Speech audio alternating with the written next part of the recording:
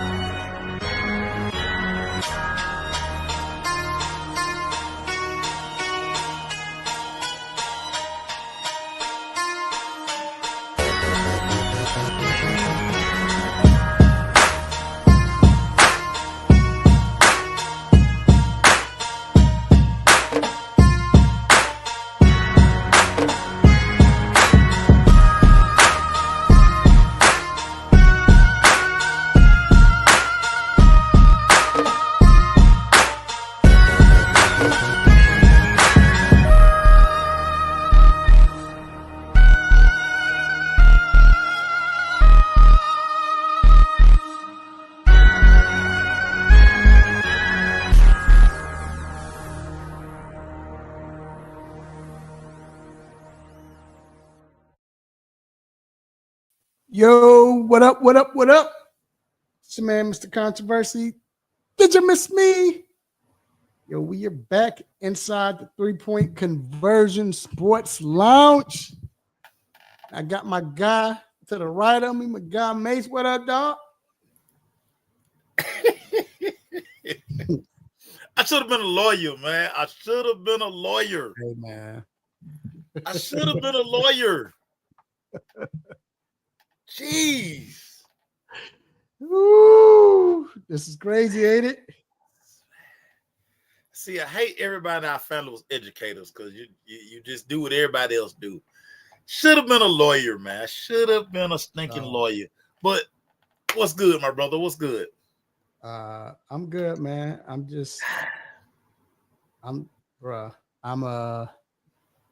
Hey, man, I'm just living, man. You know, enjoying the fact that I'm alive. Hey, like I was just saying, man, I thank God every day, bro. I thank him every day that I'm sane. You know what I'm saying? I'm sane. A lot of alternatives. A lot of alternatives. Yeah, bruh. You know, so yeah, I'm good, man. How are you, dog? You know, school out now, so yeah. You know, it's out, so bring on summertime. Found out my daughter. This will be like our first birthday when her birthday comes up in July. That we will not be spending it together. Why not? She is going to Japan. Oh. She will be spending her birthday in Japan. Wow. That's so fire. They didn't ask me if I wanted to go, but whatever. This is just for school or just she just No, this her their family, that side of the family. Yeah, they're gonna spend a week in Japan.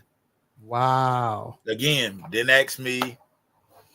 Whatever. I told them, don't. I'm not financing the trip. None of that. You know. Hey, especially if I'm not going. Yeah. So do with that what y'all want. Whatever. But yeah, she will be in Japan for her birthday. I'm happy for her, but I'm sideways hating just a little bit.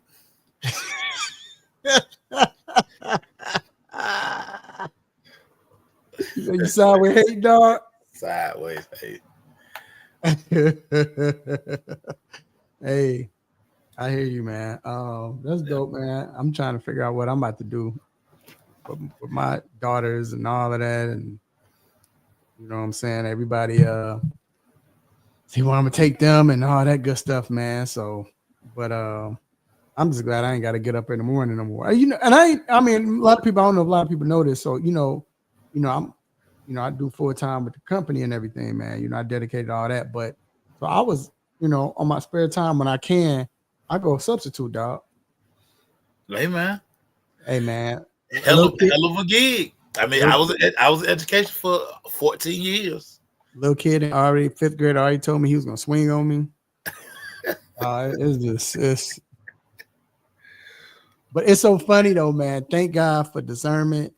Thank God for just knowing, you know, how to react, and just, you know, instead of raise, that's a threat. You know, must look at that as a what? Because, you know, I ain't about to be that dude that's gonna be on YouTube or Instagram getting knocked out or snuck or whatever the case may be.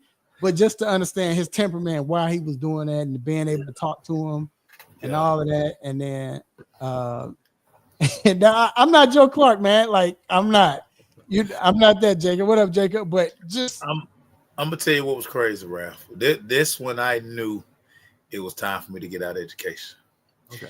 Used to be a time where you could tell kids, I'm gonna call your parents, and they would kind of clam up. Right. Nah, kid, like, good luck. Good luck. I bet you can't get on the phone. Right. I bet you can't get my dad on the phone. Fucking. I was like, oh yeah, well, you can't play that card right there no more. When you don't listen to the person that feeds you, yeah, dog. Get out of here. Get out of here. And the thing is, real quick,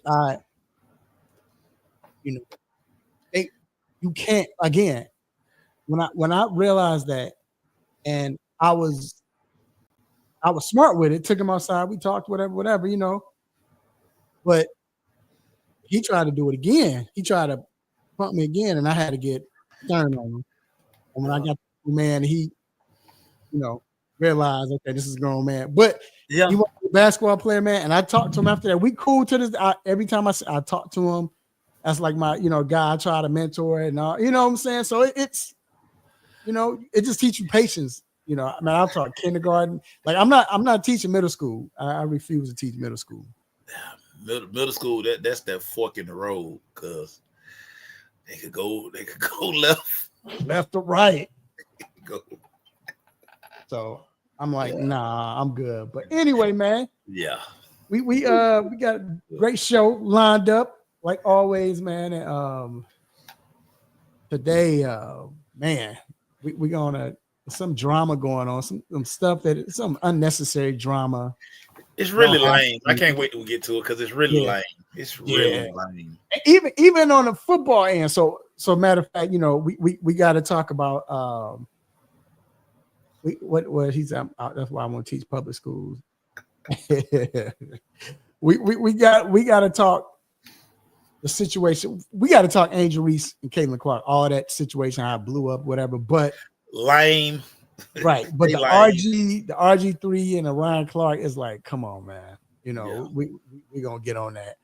Also, speaking of WNBA, man, the Dream, man, they look good, man. Dream got a new coaching staff. We look like a totally different team. Yep, and it's almost a totally different team. And it's good to see the people that they implemented already is starting to make a great impact. So that was good to see. That was good to see. We'll get into that. Also, another where the media is making it more than what it is. Cleveland Browns situation with the quarterback room and a depth chart, but Shador signed a contract. You know, Dylan hadn't signed his yet, but you know, but still, that's going to be interesting. We're going to get into that. I can't wait to talk about that, because that's going to be very interesting. Also, man, the conference finals have started. You know, we had game 1 yesterday for the Western Conference, and tonight is game 1 for the Eastern Conference Finals. So we're gonna break those games down, and everything in the series, and break out y'all weak Tims. Get your weak Tims out. Yep. And, and then we're gonna talk Major League Baseball. I got an interesting question I want to ask you about the Braves. You know, it looks like it's a good sign, but I want your perspective. But then talking about just the MLB as a whole, man, surprise teams, and you know, we play we getting into almost our second month, you know, finishing up our second month. So and then we got Quick Hit Stop It. Let your family and friends know they can listen to the show live locally or not locally, but on the 3 Point Conversion YouTube channel, also on the 3 Point Conversion Facebook channel. Then we should be on the 3pointconversion.com. Time to get to these quick hits. Let's get it. First off, Shea Gildress-Alexander. Alexander Gildress. What is it? Gildress-Alexander, right? SGA. SGA. Gildress-Alexander. I'm tripping. Has been named 2025 Kia NBA MVP. I saw it. Mace, I'm not going to lie. I knew it was should have happened. Well, I'm glad it happened. It should happen just for the simple fact because they had the best record in the NBA. They won, 69 games? Yeah. So, yeah, you the best player on that team. You're averaging 30. You deserve to win the MVP. But that boy Joker, but go ahead. We'll get on that later, but golly. But anyway, proud of SGA, man. Anything you got to say about that? It had to happen. Wait a minute, hold on a second. Kim Folk, I'm on Al. I'm call you right back. Oh, I ain't the answer. Yeah. Phone. Too much technology. My watch ringing, dish ringing. Distracting you out there. Go ahead. Back to SGA. It had to happen. He probably should have won it last year, if we're really being honest. But it's the story. We're always looking for stories. Right. We basically run our course with the Joker. We've seen this time and time again. You know, Jordan could have won more MVPs. Bron could have won more MVPs. What's the best story? SGA is his time. His team is in the Western Conference Final. Again, he probably should have won it last year. Yeah, Jacob, I know, man, too much going on. But I'm glad that he got his due this year. He has a 1-0 lead in the Western Conference Final. I think everybody really wants to see this young OKC team play for a world title. Seems like people kind of iffy on Ant-Man, even though he's a star. But he got a lot of stuff going on, and people, you kind of find it hard to root for. For a lot of people, it's hard to root for Ant-Man. Yeah, right. But yeah, good job, SGA. Good job. Yeah, well deserved. Well deserved. And too, also, I try to tell folks that sometimes, and not saying he's not the best player, but sometimes the award is not based on the best player in the NBA. It's usually based on the person with the best team who made an impact. Because again, LeBron could have won it all those years. Jordan could have definitely won it 9 years in a row, or the whole year time he was in the NBA, or what have you. But it's based on who's got the best team, or was the team on the rise? What did you do for that team? That's what it is. So it's cool. But like I said, he deserved it. I thought he should have got it last year. So definitely getting it this year is good for SGA. So shout out to him. Moving on, man. The Buffalo Bills. Shout out to Vincent. Vince, this is his team. Buffalo Bills will be featured on Hard Knocks during training camp. And then also the NFC East for the in-season edition of Hard Knocks. Yeah. Real quick, what's your thoughts on the Buffalo Bills? Do you think that's like it ain't, to me?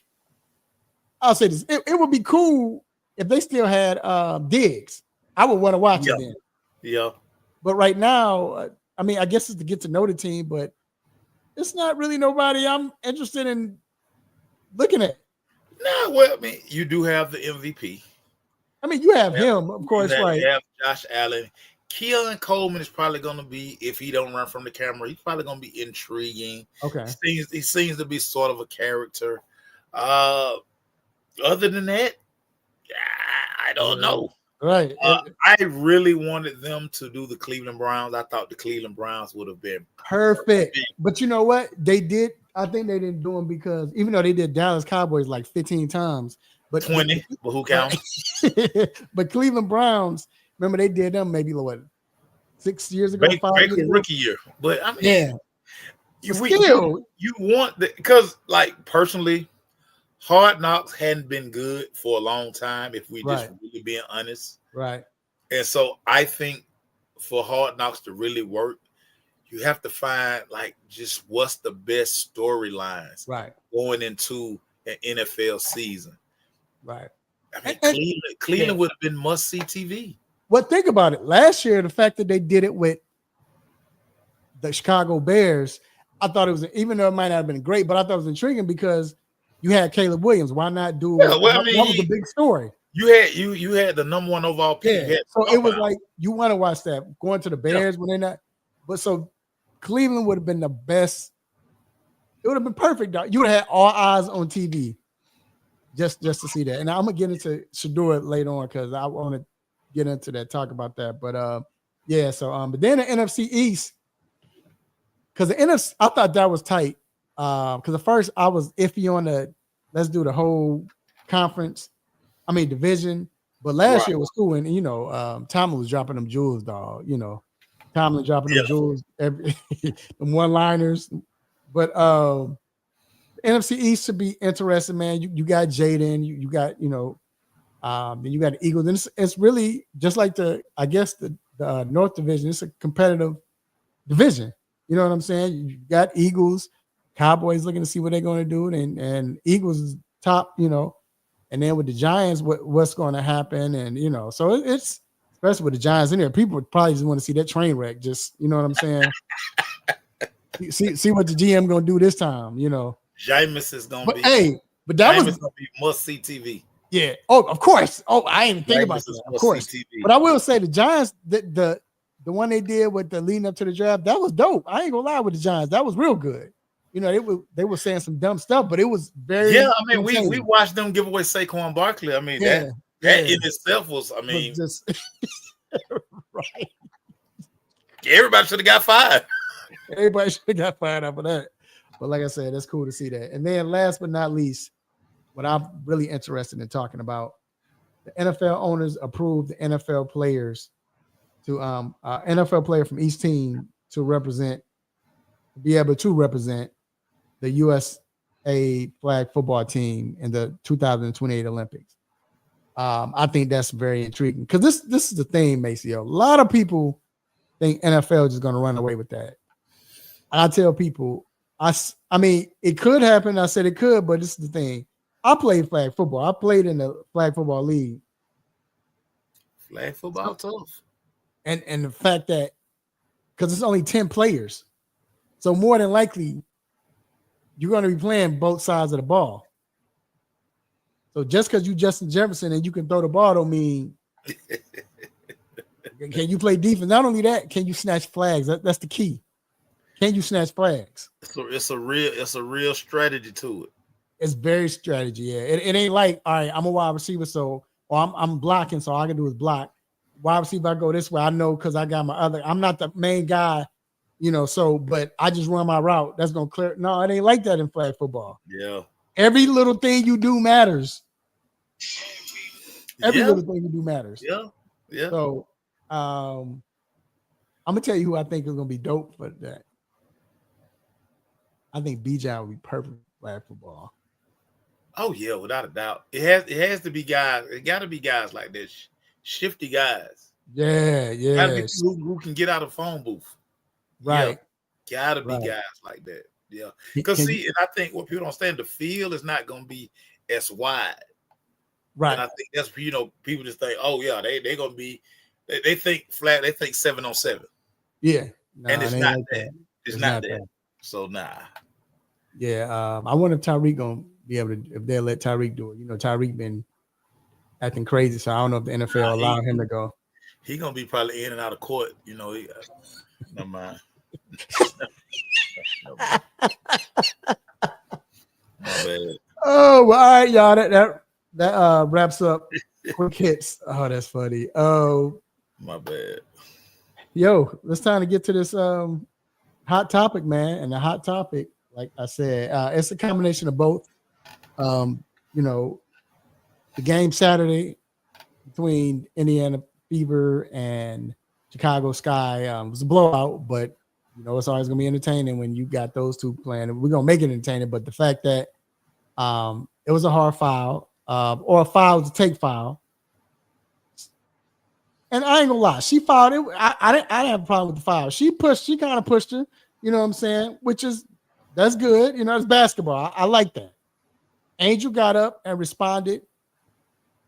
like probably she should have. You know, I mean, if this is now since we made it on court rivalry, why wouldn't she get up and you know what I'm saying? So, and it's in the heat of game. They already losing badly, so you know. So yeah, it's the second year.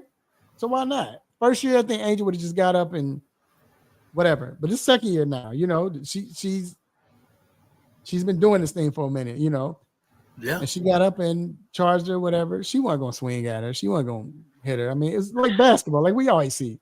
Right. But a lot of people made sense. A lot of people made a lot of, I guess, narratives from it.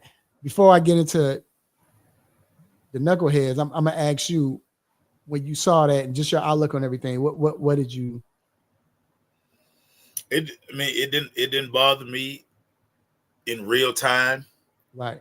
but once they kept showing it, and then once you really just start thinking like, oh, anytime these two are involved in anything, it's going to be a big deal because that's the narrative that they want to give us now. They don't like each other. You know, they're fierce rivals. You know, just all of these things. So, you know, if Caitlin Clark tripped over Angel Reese, it's a story. Right. If Angel Reese and probably won't even be throwing that at Caitlin Clark, but if she just like throw a towel with Caitlin Way, that's gonna be a story. Anytime those two are in the building together, people are gonna look for a way to how can I spin a story out of this? And I mean they got a hard foul. And I mean, this is where we are when it comes to Angel Reese versus Caitlin Clark. Yeah. This is where we are. Yeah. Like I said, I'm not old enough to watch them in their prime, but and I know we've said this many times, but I really wonder if this is what it was when it was Bird and Magic. Like I wonder if they made it like this, like it was, you know, just everything. And I really believe, you know, I mean, Bird didn't like Magic anyway because Bird was Magic, you know, he's such a competitor. And Magic was like, well, you don't like me, I don't like you. And then, you know, it got to that point. So I'm wondering if it's getting to that point.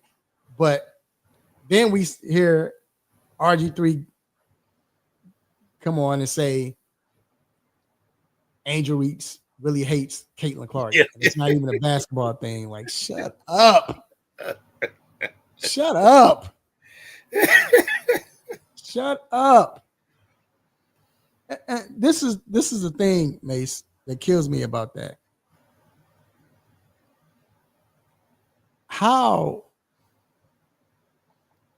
Why would outside the court, why would she hate? Like, what other reason would she hate Caitlin Clark? Yes, she makes more money. She makes more money than Caitlin from everything she's doing. Caitlin make more money than Angel. You think? Yes. Caitlin got a $28 million Nike deal. But I'm saying with all the deals that Angel, I'm saying, forget basketball. Caitlin makes way more money than Angel Reese. It ain't even close. Wow. I got it's not even close. There's a reason Caitlin don't do nothing in the offseason. That is true. Angel Reese doing that is true. Yeah. You're never gonna hear Caitlin say anything about her bills getting paid. Right. Believe it. But I know Angel making money. Angel is more visible because she's out more, but Caitlin is worth way more. But and then you'll never hear Angel say, "Oh yeah, I pay that fine for you." Not gonna hear you that. won't say that, right? Or I'll say this, but I think the main thing to me where the jealousy would come in is popularity. You know what I'm saying? And I don't think with the popularity part, Angel, you know, with her followers and all that, and Caitlin has her followers too. So I don't see why it would be hate. Yeah. Right. And you know, outside of the court. So for him to come out and say that, it was like, bro, what was the point? Because you're media and now you making it. And then of course it ain't making no good when you see his wife. I mean, I didn't even say white, but his wife and she clapping her hands, and she is white, but she in the back. It just wasn't a good look at all. Like it didn't look good because then it looked like you really pushing the narrative. You see what I'm saying? Like, yeah, it was already bad that he said it, but with her in the background, it just made it like that just wasn't a good look. But then RC come out and say what he says, and I ain't gonna lie, what a lot of stuff RC said, I wasn't mad at, but you can't do that. But you know, go ahead. What happened to when men had an issue with one another? We work for the same company. I know you got my number. Why not call him? Why do we have to go to Twitter and get everybody involved in the group chat? We don't want to be included in it. No, we don't. we don't. Like, when did men stop? If I got a problem with you, now I'm going to call you. We're going to conversate over here, not for the whole world to see, so everybody can put their 2 cents in and make it worse, and put the jumper cables in somebody back. I hate where we are today, because everybody now, if we got a problem, I got to take it to Twitter. I got to take it to Instagram. I got to make a reel. No, man. Pick up the phone and call people like men. That's how our dads, that's what our dads did. They had beef with somebody. They went in that man's driveway. Right. Meet me here. They met a spot and they hashed it out. And it wasn't even about like let's fight. It was just like you said. Let's hash it out. Let's get it all out the way right now. Well, here's the thing. Like I said, RG said it like, come on. And then the podcast space allows RC to say what he say now. Podcast, you're able to say whatever you want to say. Yeah. Like, and when he brought his, he said she was lovely, but still you speaking on his wife and all, it's kind of like, come on, man. Like, but here's the thing. We know RC is first of all, I love that RC gonna stick up for what he believe in. RC gonna take up for his people, but RC he takes up personal, dog. Like if you say something he don't like and he feel like it's directed at you or his people, he's gonna get personal. He always do it. Always. Yeah. He started when he was a player when Stephen A said something. Remember he said something about Stephen A and went in and said something. Then he started doing it after he became a journalist. That's RC, which it is, like you said, you don't need to do that. But RC gonna come out, and I guess he feels like, hey, that's me. I'm gonna go ahead. I'm gonna come on TV or whatever. I'm gonna say what I'm gonna say. I'm gonna stand on it like what? And then RG comes back and tells him, you're wrong for that. You shouldn't do that. But here's the thing, Mace, what I ain't like with RG3, he was bogus for this. He tried to get that man fired. The fact that we're on ESPN, that don't look good for ESPN. For you to say that, that's not good for ESPN. Like, God, I'd have been ready to fight then if I was RC. Because now you trying to mess with my job, my money. Acting like too petty, bro. Yeah. They neither one get cool points. If I'm ESPN, I fire both of them. I say, you know what? You got a platform. You got a platform. Enjoy your time. It's been real because you two guys are so easy to replace. You know how many people can do the job that y'all do? Right. I mean, if we're really being honest, neither one really that good at their job. I like RG3 doing play-by-play. Yeah. But that's why they got him out the studio because, I mean, he wasn't good. Right. Ryan Clark take too long to, formulate his thought and opinion. That's why the pivot sometimes be so hard. Where you be like, let Fred and Shannon. Right. You go into this whole. Yeah. That joke need a segment for his own. And not saying that what he said don't be on point and nothing. It's just like you said, because I told Arsenal, like, yo, man, I appreciate what you did. I like, what, but you're right. His it's like he has his own segment on the show where he's gonna talk for 5 minutes. He's gonna give that emotional speech, and and he get real serious with it. This is such and such and such and such. And remember, he wasn't like that at first. Nah, he was just the host, but he came in. He didn't take over the show.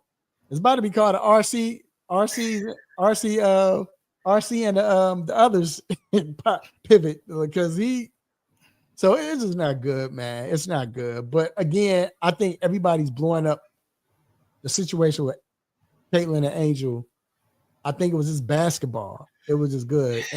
And then you see the stuff that came out with some racial slurs, and I don't know if this is true or not. They were saying they were making monkey noises when she was at the line, and Sky at WNBA putting out. I kept getting emails about we don't tolerate this, and I'm like, what is WNBA talking about? Sure enough, it's crazy. Sky came out with a statement, and here we are. Now WNBA investigating. So it's like it don't need to be that, man. And the funny thing is, about 5-6 years, I believe this is gonna be done. It ain't gonna be like that. Once we see a video off the court or something, and them two laughing and hanging with each other, or something like that. They did it All-Star Weekend. That's what I said. They told everybody, listen, we partners. We are friends. We play AAU together. I don't dislike this girl. You guys have made it that way that they pitted everybody against this young lady. Cheryl Swoops can't do TV no more because she don't have nothing good to say about Caitlin. It's just like I said, it's too much, man. But it's gonna take. I can't wait. I don't think they've done it yet, but I can't wait. Hopefully, it happens. They have to. I know they're not with the same. Because Caitlin's with who? Nike, right? Who's with Nike? Yeah, Caitlin with Nike and Angels with Reebok. So it's gonna have to be just a regular commercial because another commercial. But once they make like that commercial, McDonald's or just a WNBA commercial, yeah. And once they do that together, and you really get to see them have fun with each other, really hang, and it just like I said, it's almost like we watching Magic and Bird for all the young people who didn't get the chance to watch Magic and Bird. It's like we were living this whole situation again, and that's all it's gonna take, Mace. It's all it's gonna take, dog. That's how I see it. That's all it's gonna take. I don't think we're gonna have to worry about this in 5-6 years. Yeah. Whatever. So they get on my nerves with it. I don't like it. But here we are. Marlon? This is what everybody this is what everybody has made it. So good luck with that. Let me ask you a question. Did you like the fact that Coach brought in Caitlin for the triple-double? Because Jacob came out. Jacob was like, nah, I ain't like that. That was what if she got hurt or whatever? It was not a good look. I mean, they were blowing him out. She's gonna have plenty of opportunities to get a triple-double. Like, right. That's what I was saying. But you know what that was about, though. Because she was going against Angel Reese. Right. On national TV. This is what I'm telling you. And so when you got the coaches involved in it, and all, it's like, come on, man. That didn't have to happen. Because what if she, God forbid, but what if she would have, she didn't think, what if she would have got hurt? Yeah, she go up for that 10th rebound and twist her ankle. Right. And twist her ankle. And we've seen it happen in the NBA before. That's normal, that happens a lot. So yeah, man, I didn't like that at all. I didn't like that. And then just before we move on, just to talk basketball, I think the Sky they need more shooters, man. Yeah, well, I mean, you know who they missing. Of course. You know who they missing. Well, there's nobody missing on that because she's not even in the league. No. So, I mean, that tells you all you need to know about old Hollywood. Yeah. They are definitely missing. I mean, they're not a well-constructed team. No, they're not. They don't have really nobody who can just like create a shot. Everything is a struggle for them offensively. Everything. Right. It is. And then when you have Angel coming in running point, I mean, I know her skill set as far as, but it's like, nah, that's not probably not going to work. You saw her, she got ripped a few times too. Yeah. So, yeah. yeah. I mean, So,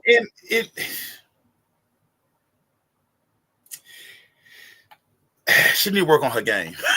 I'm gonna say that she needs to work on her game. She does.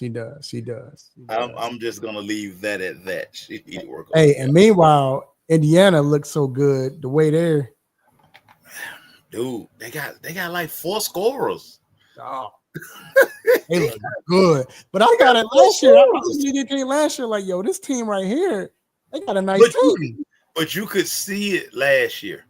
You could see it, right? You could Once see they it. figured it out, dude. And what's crazy, because they have like 3 good perimeter players, which allows Aaliyah Boston just kills you because she's so skilled in the paint, but she can kind of bring you out and then blow by you. But the floor is so spaced, and you gotta watch Caitlin. You gotta watch Kelsey. And he go Aaliyah running baseline, back door, high screen and roll. Man, you bringing that? Who they added? Was it Natasha? Yeah, she come in, and then they add Dewana Bonner. Like, oh my god, like they just unfair. Yeah, it's just unfair. It's unfair. Definitely unfair. All right, man. Let's stick with basketball, but move on, dog. Your thoughts on the Western Conference Finals last night? I loved OKC's game plan. From the word go, they attacked the basket. They were like Rudy Gobert in 2 minutes. He had 2 fouls. Yep. SGA's first 10 points were from the free throw line. Mm-hmm. So they basically came in was like, we are going to attack. Pope Mike Conley. Mike Conley is in trouble out there. Mike Conley was doing so much politicking with the refs. I was like, he's running for something. Right. No, Mike Conley, move your feet. Yeah, dog. That's what you need to do. Move your feet. Move your feet. When OKC, I think OKC learned a lot during the last series. Like, it's no need for us to shoot all them threes and just relying on jump ball, the jump shot. Right. Go to SGA is almost unstoppable when he puts the ball on the floor. Because he understands basketball. Huh? He understands basketball. Sometimes he don't, because sometimes he'll just sit out there and shoot that dumb jump shot. Yeah, he'll shoot it. Yeah, he'll fall in love with that. He got to remind him sometimes. But he, it's like that's basketball. You understand how to get to the point, to a certain point. Get to the rim. These guys don't like to move their feet. They don't like to defend. Anytime you call them two-way players, that means 85% of the league don't play defense. Right. That's all it means. I hate that term. That's what it means. 85% of the players don't play defense. Marlon, am I right? Am I right, Marlon? That's what it is. That's what it is. So he knows how to, get to his spot. But like you said, and then I like the fact that they said, okay, well, y'all going to double team SGA, then we're going to go ahead and we're going to let Jalen come in and bring up and run it and bring the ball up. And it worked to perfection. I still believe the first game is always a fill-out game. Yeah, it's always that. Let me see what we can do, whatever. I think many fell in love with the three-pointers. They said it was like out of 46 or 50 some shots, 36 was three-pointers. Yeah. Like, you can't win like that, dog. Yeah. And then to me, it was too much one-on-one basketball with Julius Randle. Yeah. I'm like shooting them off. The ball goes to die. Yeah, it's like you can't do that. Julius Randle get the ball, he gonna pound it, spin. He gonna shoot that ugly jump off. Yeah, off balance jump. Like, nah, man. Yeah, right. So but here's the thing though. They've always had a problem with OKC, right, in the season. But just like Marlon was saying, they don't need to go 0-2. I think many gonna come out and win at 0-2, win game 2. Because here's the thing: if not Randall, but if it seems like when Ant is playing at his best, and when he's not settling, he's driving to the hole. That's when Randall has a good game. And then to me, who they need to go to is what's my man name? The lone dude, small forward. With the ugly set shot. Yeah. Yeah. I can't think of his name, but they need to go to him more. But they just got to stop settling for threes, man. Like, I know that's part of what y'all do, but you can't do this in the conference final. That's why y'all lost last time. So, and it's okay for Randall to have a bad game, for Ant not to, but the funny thing is, post game, these jokers laughing. They looking at the score sheet, pointing, laughing. Which usually I would be bothered, but with them, that's what makes them Minnesota. Yeah, they don't get fazed by. Okay, we lost. Ant takes nothing serious in that setting, but you know that he's looking to make the adjustment. He know that he has to. Brother. He got to be in attack mode in game 2. Yeah. For because the thing I do know about Ant, he hears. He probably all day listen and watch everybody say, well, hey, SGA this, SGA that. And Ant like, wait a minute, hold on. Now, y'all keep around here talking about I'm the face of the NBA, even though I don't want to be the face, but y'all say I'm the face of the NBA. Yeah, he the MVP, but okay, so let me show him game 2, what this is. Marlon, he's so Adamsville. So everybody else, he nothing but he just the way so Adamsville. That clip when I was watching the it's on social media now, but the Olympic drum for when they was out for the Olympics, and when he was talking to Barack, and bro, that was so that's him. You say, so Adamsville, dog. He was just you as the president, you try to he said, man, y'all better tell him I'm him. I'm him. Dog, he cracked me up. He cracked me up talking to him like that. What did he say? Stand back. What was he saying to him when he first came? I forgot what he was saying. But he had me cracking up, man. Just that's him, though. That's why you love him. There's no facade. There's no. Nah, that's Ant. That's Ant. All right. He's been that way forever. Like say, I remember when he played for Coach Tim at Adamsville. And I was just like, man, who this big old kid y'all got it running back with them ugly shoulder pads on it like that? Just wait till he run. Dude, nobody could stop that man. Nobody. Nobody. He was a man amongst boys, without a doubt. Yeah, so shout out to them. What do you think? So besides that, what do you think needs to happen for them to win? I need to see. They got to stop shooting those threes. They have to stop shooting those threes. Right. I would like to see them attack the basket the same way that they got to get down here. I think they're going to get more opportunities when they drive the ball. When they all just sitting around there shooting threes and shooting that damn 20-foot jump shot, it doesn't help go back. Right. It puts go. I mean, right. No, it doesn't. We go bad because when you drive, to me, you drive to the hole, and you bring in Gobert's man in to try to block the shot or whatever. Then that calls for the offensive rebound or a slip pass, to him to get a dunk or whatever. Because when Gobert plays well, then that's when that's when they're at their best. When he's scoring and he's playing, that's when how Minnesota's offense is rolling. But then you start getting more open shots, But when you forcing the threes like they've been doing, it's not going to work. And Mace, if I see one more person drive to the hole,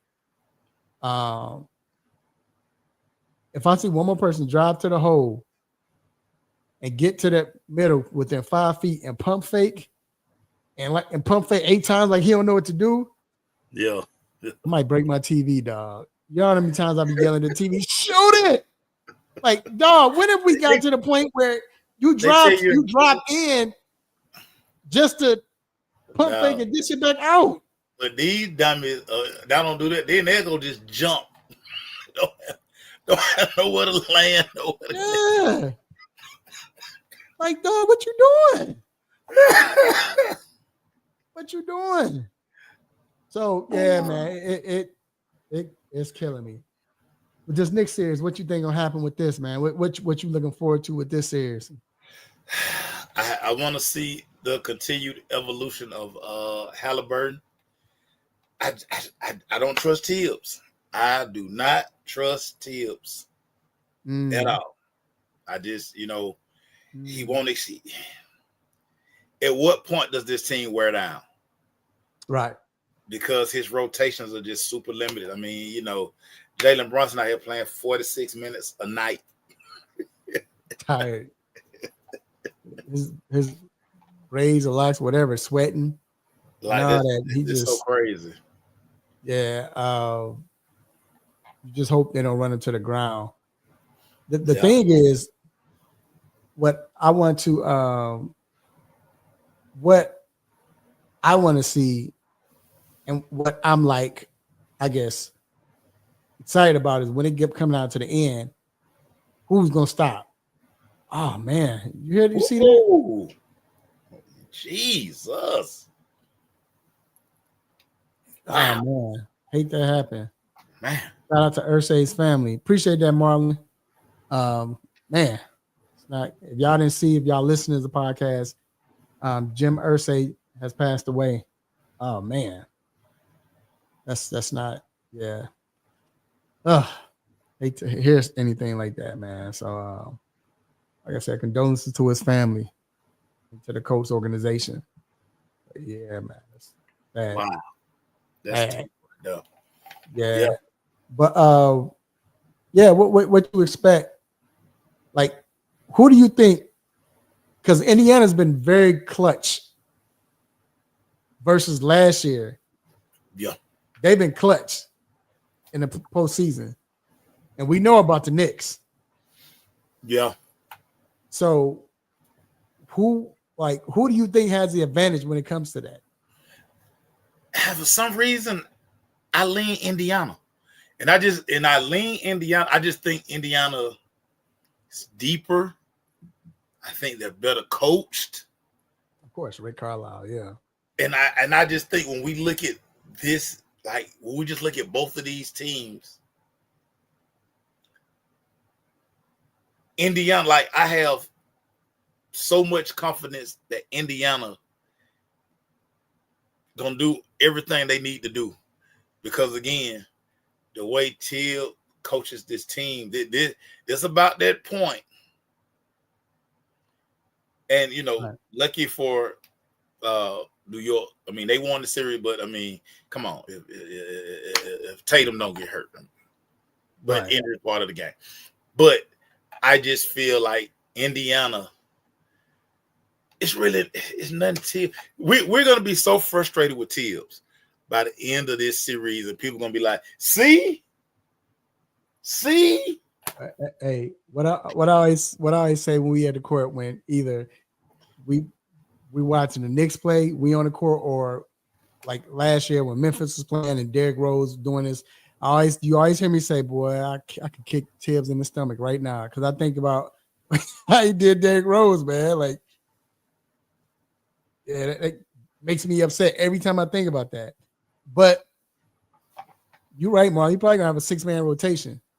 That just, I don't know why he does it. And the funny thing is, this joker must not watch Sports Center. He must not, social media, because we all talk about it, and he's just like, I don't care. Like, he does it no matter what. Like, he just runs his players to the ground. Like, you playing 47 minutes. Get your mind right. No matter what. Dog, they be down by 18 with 2 minutes left in the game. They still in there playing. They're down by 18. What because he don't trust them other dudes on the bench. If I'm the other guys, I'm telling you, I would have my street clothes up under my warm up. I'm like, I ain't gonna play. So it's done. Just walk out. Dude, walk out. I'm tossing my warm up in that hamper. I'm already in the street. I throw my bag over my shoulder. I'm out. Oh, man. Ain't even got a shower, dog. All I did was get up during timeouts, go walk to the huddle, and I ain't paying attention to the huddle. Marlon, you know he that line, Marlon. You know he that line, bruh. That's just it's just. And then whatever happened to the light skinned cat came from Kentucky. Because he's on the Knicks roster now with the braids. He on the end of the bench. I was like, yeah, like that dude. Yeah, he on the end of the bench. I'm telling you, he's never got a chance. Like, well, he got a chance when he first was with the Knicks. But it's like he's never developed. Rap, I have my club shoes on. Like, I know y'all ain't paying attention. Dog, I have my lubes on. Like, man, Coach ain't gonna put. I got the red bottoms on out here. Like, I'm out of here. Fourth quarter, I never put my either my bucket on or my fitted. Turn sideways. Like, I ain't paying me no attention. I'm looking at my partners sitting opposite of me courtside. Hey man, I could have sworn I seen one of the dudes lean in with his hand back, watching with legs crossed, like, joking up a guy he had a game. Hey, I have my car keys in my pocket. Time out. I'm gonna walk them all over to my partner. Man, go on and warm up the car, man.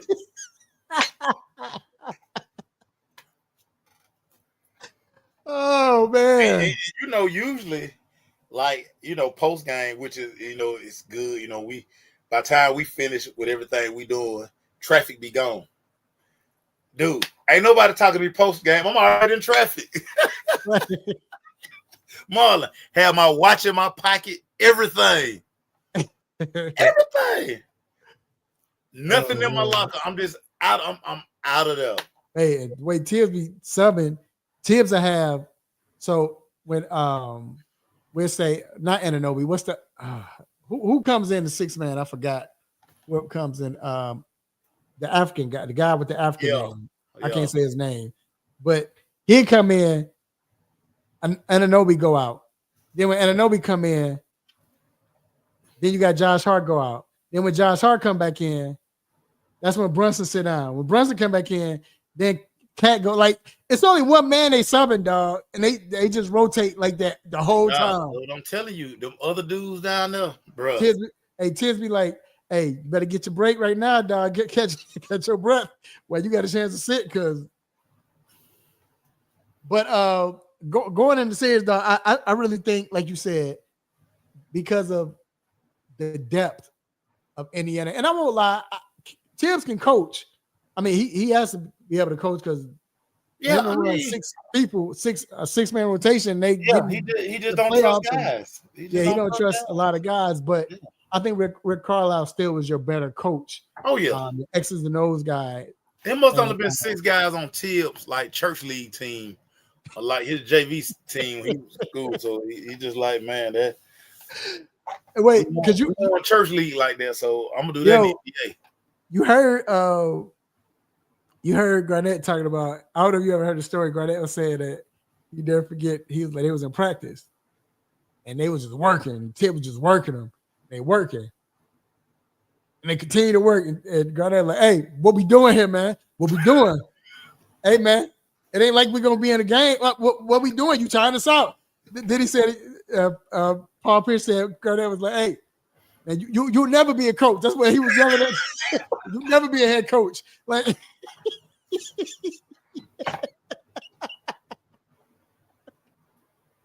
oh man, that joke was so funny. He was good. He kept working us, man. The shoot around. What you working as hard for shoot around for? It's shoot around. Oh man. It's always that one coach like that. Always. It's always, we the conditioning coach at Mars Brown, Coach Lamar. I promise y'all, Coach Lamar never played a down of football. Never. I promise you, he never played a down of football. But them unrealistic times he's be coming up with for like gassers and 110s, like he said, what? Skill got what? Coach, you know that 110, right? Coach, Coach, we not nobody out here call Louis, Coach. Early. What's the time? Ain't nobody making that. Oh man, gassers. Hey, we be like, we running with big skill. We running with big skill. All the DBs and receivers, we be like, oh man. What is it? Linebackers. I'm going with you. I'm sneaking in the big skill. Like, hey, somebody give me a jersey. Like, give me let's swap jerseys. Hey, I'm not making that time. I'm not making that time. I'm not. Not in week 7 of the season. No. Tiz be killing me, dog, with that crap. Yeah, man. Hey, but I just say this, and we can move on with Cat. Got to step up. If it's any time that Cat got to play good, and I'm talking about play like we know you to play. You got to be scoring. You got to average 25 and 12 a game in this series, and it's doable too, of who you playing against. And we know Tibbs not going to put him in the post, but he need to get in the post this game. He need to stop trying to drive. And first of all, it's ugly watching him drive to the. Bro, that's the most. He looks so unconventional when he's driving to the hole. Like, oh, but yeah, but he has to dominate this game this series for Knicks to really have a chance to beat Indiana, because Indiana is so deep, and at any time everybody can score. But you got your consistent scorers with Siakam. You know Halliburton going to do what he does, and but what Cat, most importantly, what Cat got to do more than anything, got to find trouble. Well, he has to forget. He needs to like get it out of his brain. Need that Men in Black thing, you know that right that they right. He needs to not believe he's the best shooting big man in the history of the game. Right. Get that out of here.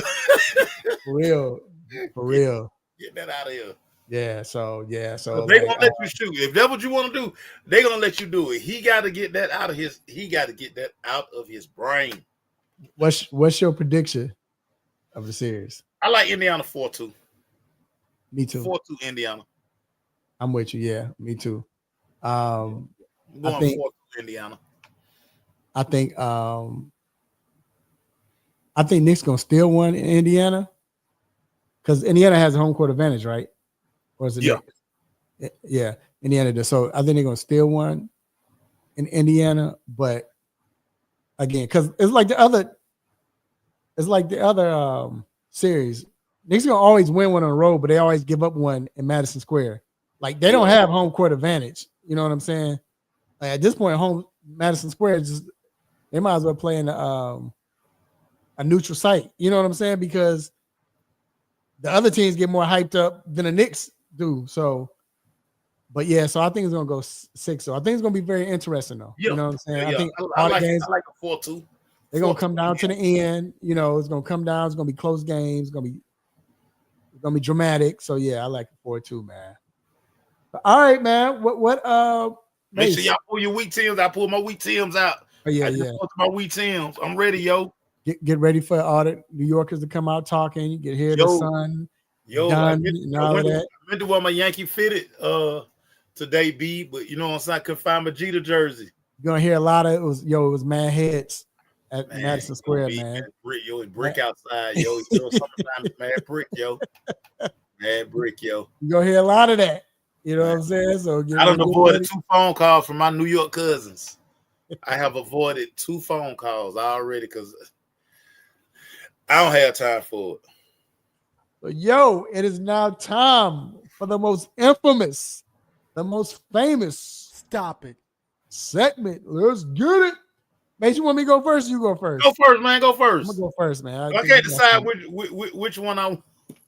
You can do both of them because I got two of them. Two quick ones, nothing drastic. The first one. Which one should I do first? Should we do this one first? The Lions withdraw proposal to change playoff seeding before a vote. Stop it. I'm gonna tell you why they get to stop it. Y'all just doing that because y'all knew when y'all saw the tuck rule didn't get passed through, y'all got scared. And they knew they was gonna look dumb posting that stupid playoff seeding crap. Like, Mace, you was on here already talking about, man, what kind of crap is why would you do something like that? I tell you, everybody like, man, it makes sense. No, it don't. Win your division. And they knew it wasn't gonna get turned down. So they try to save themselves for embarrassment. Like, why are you gonna pull it off 2 days before or the day before? Hey, we gonna chill. That lets you know. Because I mean, if you put it in and it doesn't get voted in, okay, oh well, you know what I'm saying? Whatever. Like, yeah, we counted Green Bay and whoever else who put in the tuck rule, try to do the tuck rule, but the simple fact that well, I said it only got clowned.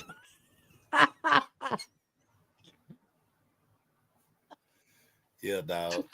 Hey, bro, that's what I'm saying. They didn't want to get embarrassed in front of everybody. I mean, just the dumbest thing ever. That don't even make sense. It don't even make sense, dog. It don't even make sense. So you got 18 weeks to win your division. Right. The dumb part is y'all been winning y'all division. Who y'all trying to save? Right.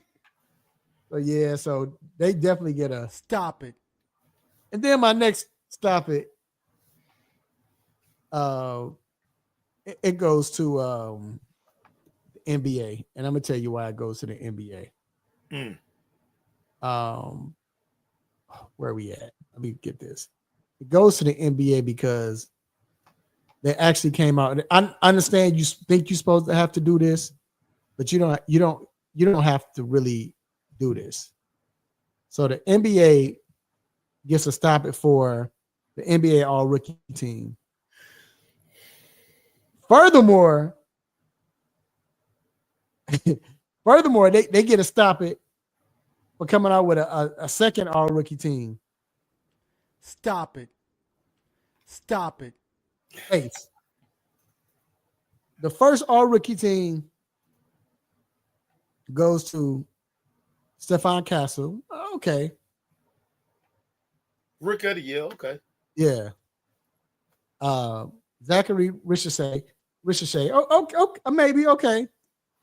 Jalen Wells. Huh? Zach Edey. For real? Alex Sarr. Who? That's the guy who didn't want to come to Atlanta. Right. No, I know who he is. Right. Look, hey, no offense to no one. We just tell the truth, shame the devil. Second team, Matas Buzelis, whatever his name is, Bub Carrington, Donovan Klingland, Kalel Ware, and I don't know how to say his first name, but Missy. I know Missy. But it's like, dude. Only two rookies played, really. Most of the rookies was in the G League for the whole season. Why they call him Alex? Sorry. Right. Trash. Bubba Dub for us. Trash. Right. Dog. When I saw the second team, I had my fingers crossed. I thought they was going to call me. I thought they was going to list me on the I had my fingers crossed like, come on. I know I can get it. Come on, man. I should have sent them my 8th grade basketball highlights. I would have definitely got in. Right. Stop it. Yeah. They definitely stop it. Stop it for that, dog. You know, we wore them all black. We used to call them the Boston Celtic Reeboks. Yeah. Yeah. I see them highlights saying. Yeah. Who you got, man? Who just So my first stop it. NBC. I know you guys are happy to get the NBA. I know it. You're making all these wholesale changes. Y'all giving Michael Jordan $40 million? They give him $40 million. $40 They are paying Michael Jordan $40 million next year, everybody, to join the NBA on NBC. What the hell do y'all think Michael Jordan gonna be talking about? That's why that joke is joining now. It makes sense. Man, let me tell you something. He probably was sitting there like, they gonna give me what? Michael Jordan. He said Michael Jordan. They paying me how much? Dog. Man, I'm doing that. Man, sign me up. I can gas up the G5 and my yacht. 40 million. What do they think Michael Jordan gonna say? Right, Marlon, right. What can they possibly? Michael Jordan ain't said nothing about basketball in forever. Forever, dog. He won't talk about it because he knows it's horrible. Yeah, I gotta give him. Let me give him. NBC, you get the biggest stop it ever. But this is what I talked about. These networks, they think like this. Let's find the biggest star and give him the most money. That's the reason why Brady got that. Y'all gave Brady $375 million. Wow. He is terrible on TV doing the games. Dog. I don't know what NBC think Michael Jordan gonna bring to the broadcast besides him sitting there. And everybody just gonna tune in because the GOAT on TV. They were like, by mid-season, we were like, he getting $40 million to do that. Man, life is great for Michael Jordan. My God. Let me tell you what's gonna be the best part of this. To hear Charles Barkley talk about how idiotic Jordan sound whenever he say something. Because you know he'll say it. Nah, there's gonna be a clause in his contract. They gonna Barkley might not even make it to the changeover. Because I'm pretty sure a lot of that's gonna be in a hey, everybody on this panel. Leave Michael Jordan name out your mouth. Anything you bye. Hey, speak now, forever hold your peace. Right. You can't do it. That's fine, dog. It's 30 million people. Matter of fact, hey, all the smoke guys, y'all come on, cause they love Michael Jordan. They love him. They gonna just be, yeah, Mike, tell us about the time you hit the shot in Game 6, Mike. Tell us about the time. Tell us about the time. Right. No, Mike. Right. Tell us about. It's crazy. And why are we talking about that, man? Barkley and Michael. It's on Michael. Michael gotta come on, dog. Gotta let that go, dog. Listen, we need y'all to be friends again, dog. We need y'all to be. That was no, we don't. No, we don't. Because again, in the words of Mason Hurd Sr., y'all have romanticized Michael Jordan to the point he don't do nothing wrong. Jordan don't do nothing wrong. But that's my point. One thing Barkley Jordan got to get over that because that's one thing we love about Barkley. Barkley ain't gonna hold his tongue for nothing.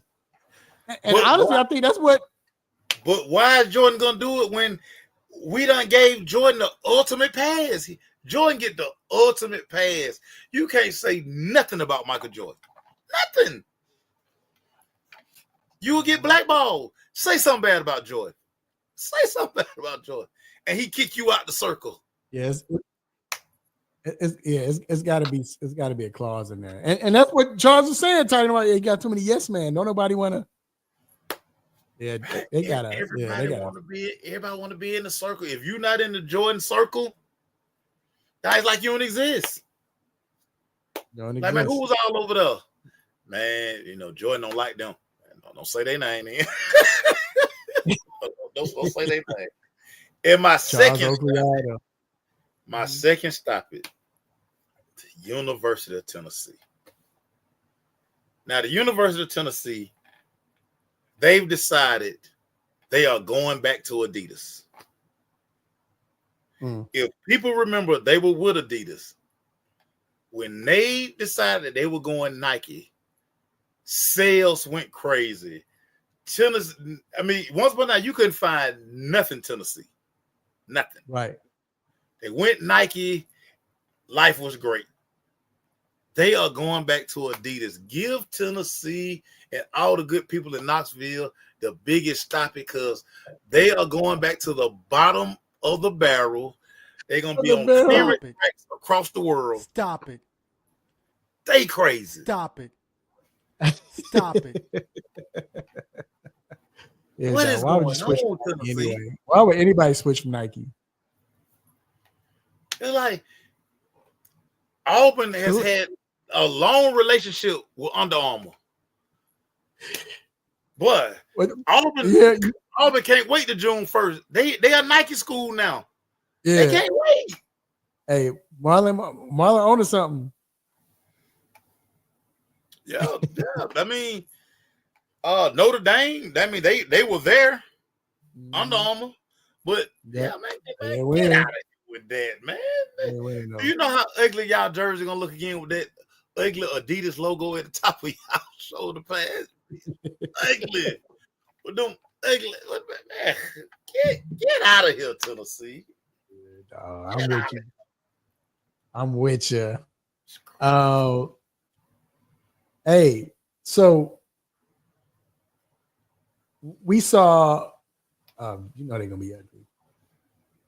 You know they're gonna be ugly, Marlon. But we saw Cleveland sign Shador to a 4-year, $6 million contract. He don't need. I mean, you know, you need more pay cut for Shador, of course. He got money, you know, already. Whatever, you know, he's good. But the thing is, it was interesting the fact that they got, you know, 13 quarterbacks in the room, right? And he's supposed to be the last quarterback that was signed, you know, whatever, last quarterback, and he gets a deal. That's very interesting, Mace. I'm sorry. Yeah. Well, it's twofold. So I really don't understand, especially like little buddy in Cincinnati. Bruh, the money is slotted. Like, it's a scale.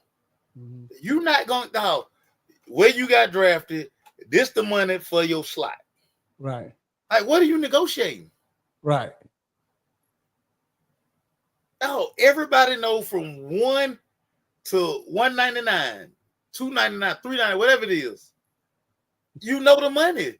You're going to get about 16% more than the dude in the same slot as you last year. Mm-hmm. Like, what are y'all doing? Mm-hmm. Now, Shador probably was like, man, yeah, I heard sign. So I go and get signing bonus because I probably got some overhead because I'm not trying to touch that money over there. Because I need to go and get me a crib, and you know what I'm saying, about some stuff I want to do. Now, Deshaun over here talking about some he ain't in no boot no more and don't count him out. Yeah, man, let me go on sign, man. So I can get on there. Get this in.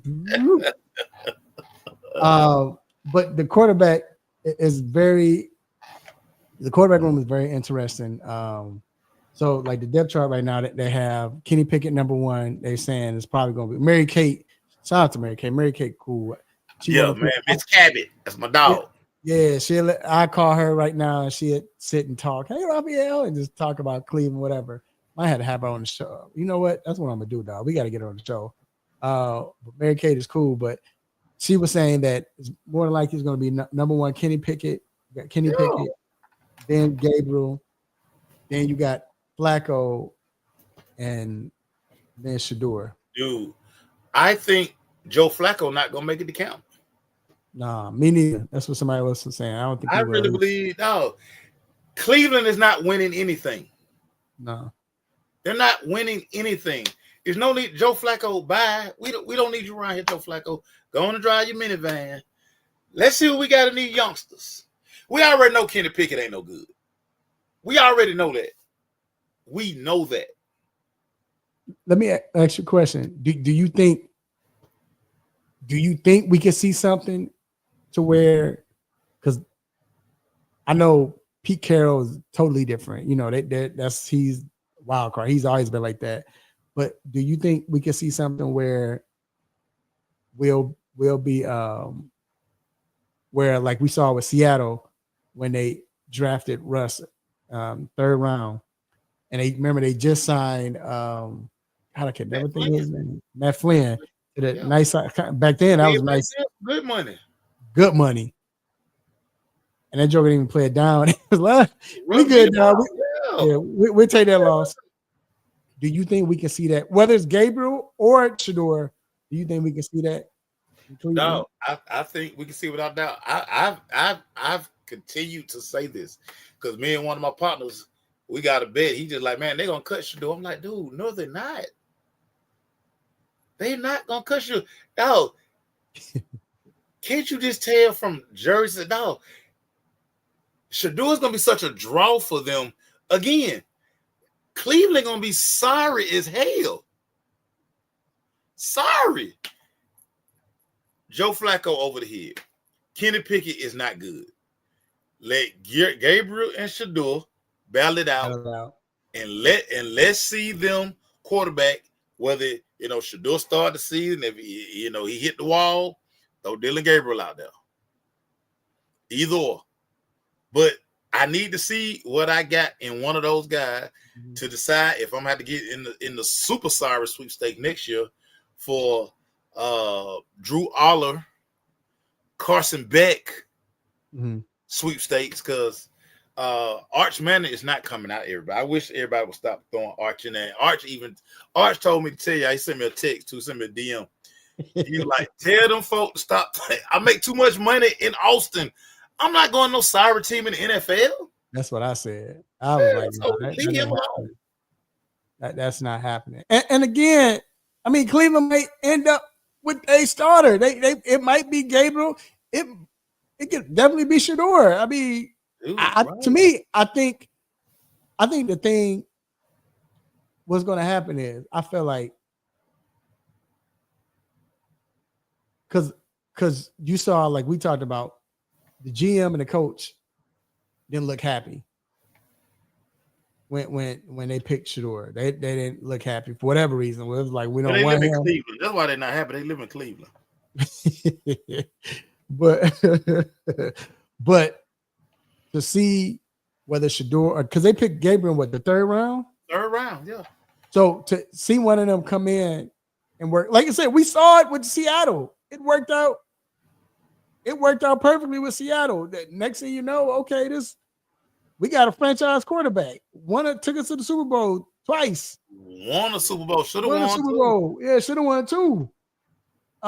So, and then you got quarterbacks that were, I mean, true enough, everybody's good in college, but you got 2 of the best quarterbacks that was in college last year.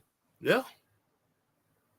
So, I mean, you in a good situation where you ain't got to just think. Just think if Shedeur, I don't know what Gabriel's going to sign, but let's say Shedeur plays. You know what? How good it looks where you only paying your starting quarterback, $1.3 million per year for 5 years. It's just like the Brock Purdy thing. They maxed that Brock Purdy thing out before they had to give him a deal. They got a Super Bowl out of Brock Purdy. Come on, man. Super Bowl out of Brock Purdy. They got a Super Bowl out of Brock Purdy. Oh, by the way, they got an NFC Championship game that he got hurt the first play of the game. Right. He don't get hurt. They was going. Because remember, I keep telling folks, that game, Eagles couldn't score on 49ers like that. It's just 49ers couldn't muster no offense. That team was offensively rolling with Brock Purdy. Rolling. And get out of here. Eagles couldn't do nothing. Remember, Eagles scored what? Well, I forgot what the score was, but Eagles, I don't know, on the 4th, they had like 13. Dude, it was like the 49ers couldn't throw the ball, period. How can you play in the NFL? You can't throw the ball, period. Right. They had to hand off like, dude, they were letting anybody play quarterback. Right. It was to the point. I think Fred Warner took some snaps at quarterback that game.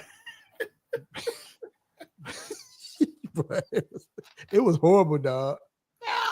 And all the Eagles points came off of turnovers by the San Francisco 49ers. Because they crowded the box the whole game because they knew that they were truly one-dimensional. I mean, they could not throw a forward pass at all.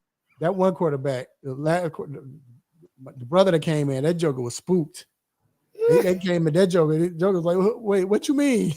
Well, I gotta go in. He was spooked, dog. He was spooked.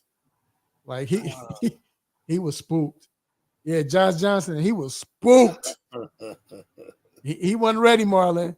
He wasn't ready. So that's why I say it could happen. You got a good deal right now going on with. You got two very good quarterbacks. The two of the four best quarterbacks in the league. Like I said, I rank Shador over Cam. I mean, talent-wise, I get it, but I just thought if Shador played with the talent that Miami had, I mean, who knows? You know what I'm saying? So I mean, just give him the offensive line. Right, just the offensive line by itself.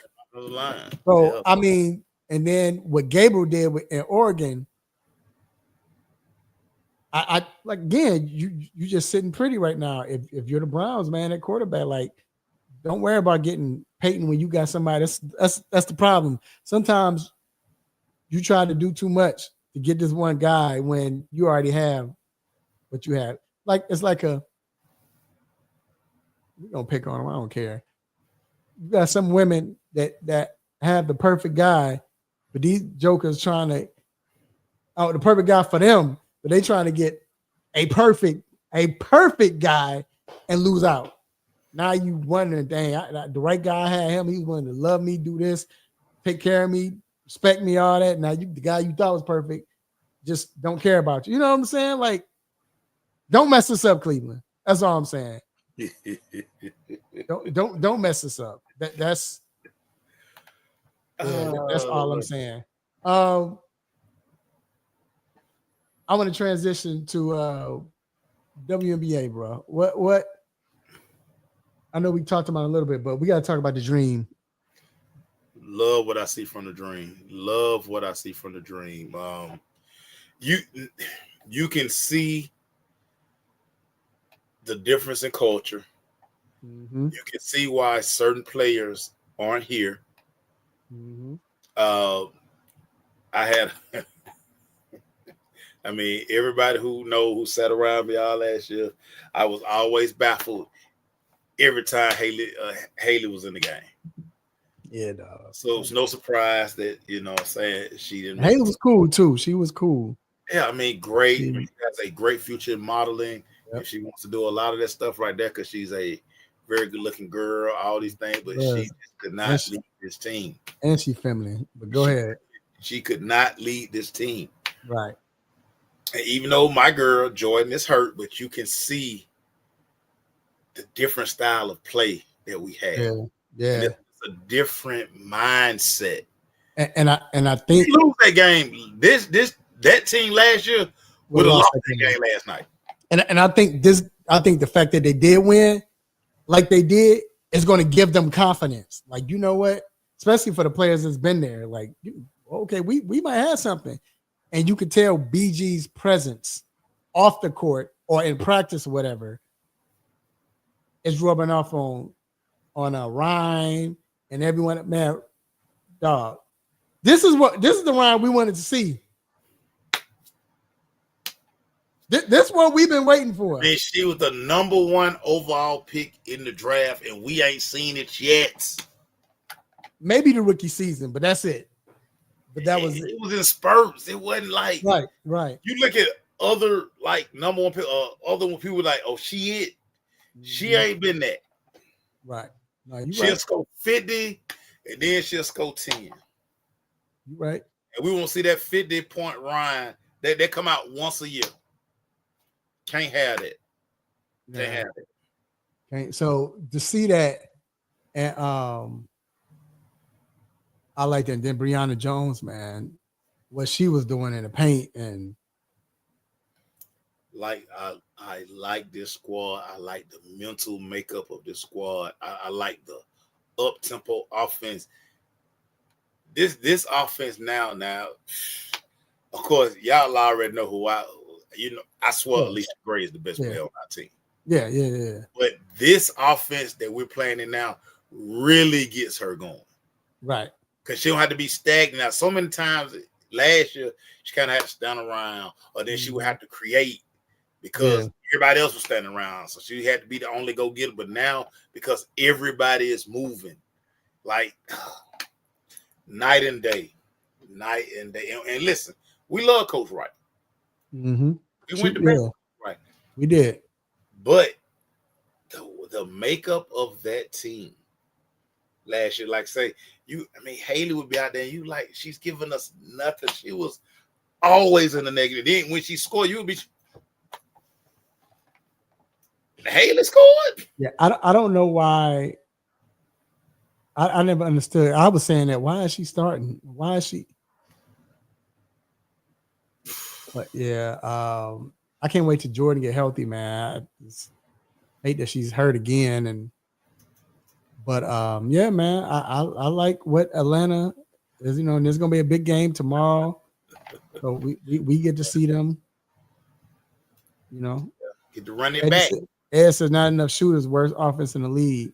We were terrible. Talking about last year, yeah, we were Ed. Think about how many times we sat there and just yelling at Haley like, Jesus, bro, sitting. Shout out to Ed. You sit next to Ed during the WB when the drink. Oh my God, classic comedy, bro. But yeah, man, it was frustrating, man, watching them. Like we didn't have any shooters, but now you have to have shooters with a presence like that. And then that was the thing too, and not even the fact that we didn't have enough shooters, but we didn't have an offense until later on they started going to Tina. But at first they weren't going to Tina. So, but with BG, you have a presence now where she's going to create shots for jumpers. For jump shooters. Yeah. So like you said, I like the mentality. It's going to be exciting to see. It's going to be exciting to see. BG, man. I just want my girl to get healthy, man. I can't believe Jordan. Come on, Jordan Canada, get your mind right.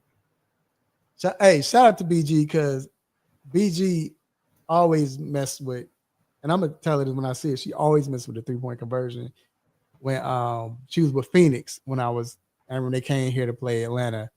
She gave me a drop and all that. She was cool. We was talking, and then I had shout out to Damian Adams. He would cover. He's with the 3-point conversion. Then he would cover. We were credentialed for the Mercury, so he would cover them in Phoenix.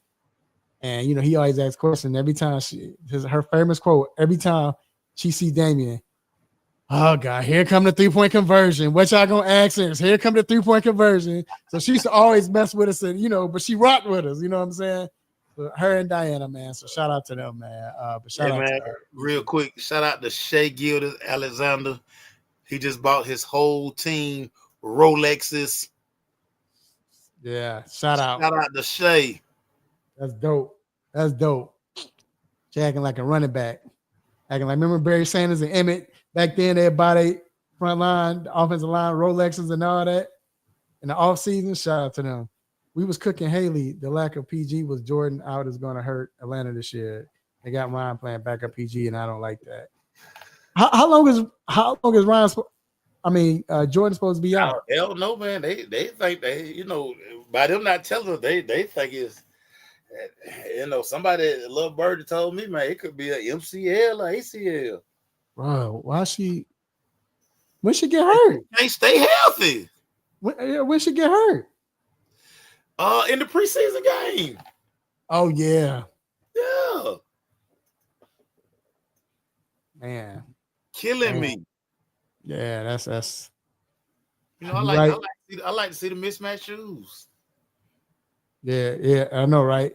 Yeah, Ed was right. We was killing Haley, dog. We was cooking. She was cool. She was, but yeah, man. I'm kind of sweet on Jordan too. I ain't gonna hold y'all, but yeah, I'm kind of sweet on Jordan too. Yeah, me too. I ain't gonna lie. Yeah.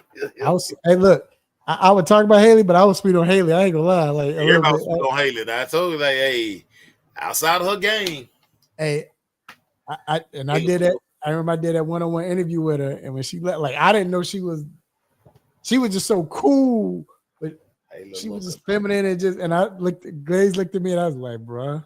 Haley got the eyes. What's Kyle got the eyes too? Oh, of course. You know what? You right, but because I guess I seen Mr. Parker there, so it kind of took that away. You know what I'm saying? So it was like, I mean, Mr. Parker was cool, but Cheyenne was there. Cheyenne was that girl. Woo, yeah, man. Hey, Cheyenne gone, man, because yeah.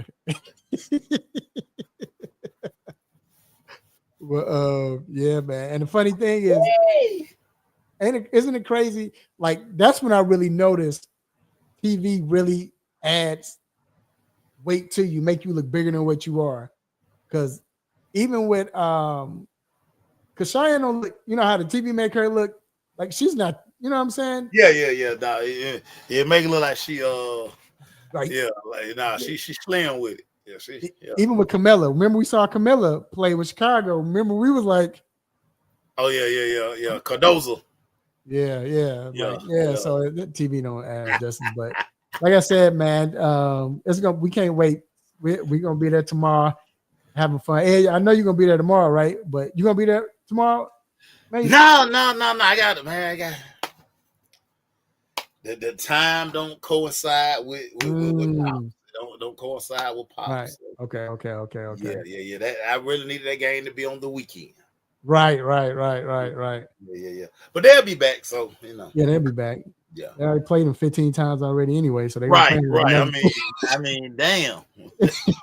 Right. All right, man. Moving on to the Braves, bro. Question I want to ask you. You know what, Ed? While Ed is on here, I'm gonna ask this question. Ed, I hope you let me know if you're still here. I want to ask this question, and we get to the Braves. Okay, Mace. Who was the coach? This is the question of the day. Who was the coach from any era, but was your favorite coach in any sport? Who was that coach or the coaches that you were like, this is my guy. I wish I could play for him. Man, Tom Landry. Come on, dog. Really? The fedora? Tom was cool. Tom was cool. Blazer with the sweater, man. Tom Landry never panicked. And what made me love Tom Landry even more, the playoff game here in Atlanta when Staubach got hurt, Danny White came in. Tom Landry never flinched. And even though the Cowboys lost that night, now they won. They beat the Falcons. The Falcons were the number one seed that year.